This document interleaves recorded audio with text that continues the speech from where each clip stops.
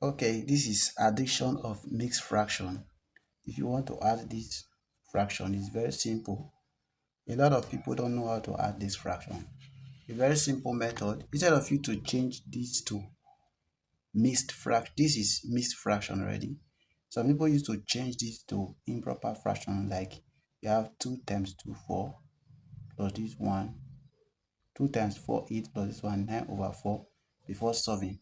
But instead of doing that, you will just do, you have to add this whole number first. So if we add the whole number first, which is 2 plus 3, 2 plus 3 will give us 5, right? So we are done adding the whole number. So what we need to do is to add the fraction, right? Which is 1/4 plus 2/3. Now the LCM of 4/3, 4 and 3 is 12. 4 times 3 will give us 12. But for a simpler method, for those that don't know it, we have to do it something like this. Use 2 to divide. 2 into the 3 cannot bring it down. 2 into this 2. 2 into 4 will give you 2. 2 into 3 cannot bring it down. 2 into 1. 2 into 2 is 1. Then 3.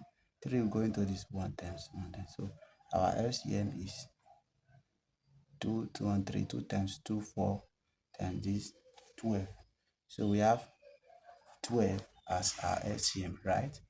Now 12 divided by 4 will give us 3. 3 times this one, 3. 12 divided by 3 will give us 4. Bring that on plus. 12 divided by 3 give us 4. 4 times 2 is what? 8. Now we have 3 plus 8, which is 11, right?